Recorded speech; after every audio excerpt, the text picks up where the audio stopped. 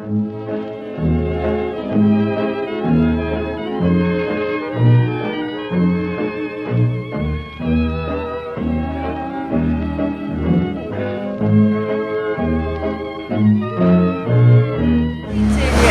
I came to Merrick's in 1954. My father bought Merrick's in 1926. He's been in the family ever since.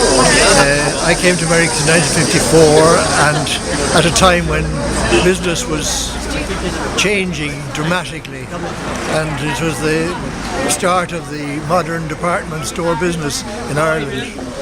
And Merrick's was very fine premises, but doing business in the fashion of the day, which had to change. And we had the job, or our brief was to convert Merrick's to a department store.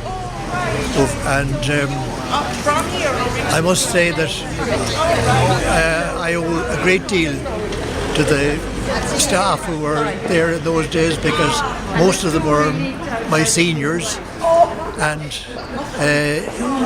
must have found it difficult to have to face the changes that were taking place. But I got tremendous cooperation from all of them, and we did succeed. And of course, I also must pay huge tribute to the people of Youghal, because the people of Youghal made my life in Youghal and helped us to develop Merrick's as I think a very fine department store over the years, and a very successful department store. And we had 35 years trading in Youghal, very happy years trading in Youghal. But the good family connection goes back to 1926, I believe. Yes, 1926. It was. The actual company that ran Merrick's was Good Brothers Limited, but we always traded as Merrick's, and I'm afraid part of my life I used to answer to Mr. Merrick. But it was in our family over all those years. We had two businesses. We had one in Dungarvan and one in Youghal, and I was involved in Dungarvan initially, and subsequently from 54 to 89.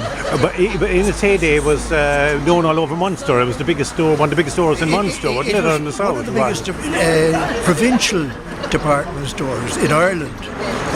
We traded.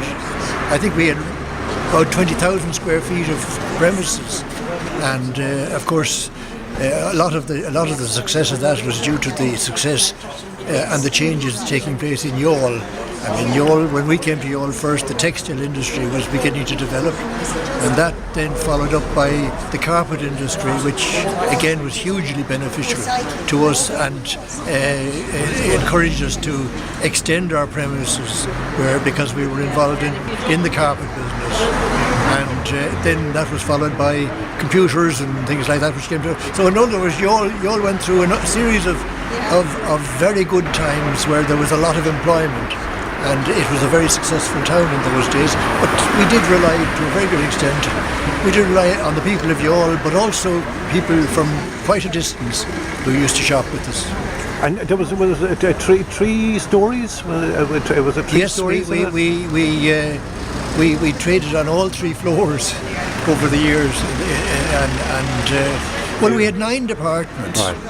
And I don't know, one could say, compare one with the other, but I've often said to people, because of the size of the town and because of the size of the store, we had to have a huge variety. If we couldn't sell people clothing, we had to sell them cosmetics, and if we couldn't sell them that, we had to have huge variety and huge variance in our department. But we had 9 different departments.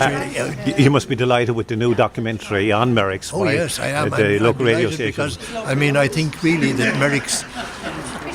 I don't want to take any credit for that, but I think Merrick's is part and parcel of the history of this town. The Merrick family go back hundreds of years in Youghal, and we're trading in Youghal for some centuries. paint a plaque over the door which says established 1580. I don't think that premises was there in 1580 or anything like that, but Merricks were merchants in Youghal back in the old days and traded successfully. When Youghal was described in a council book as Cork was described as a town near Youghal. So Youghal was a very big port and big trading area in those days.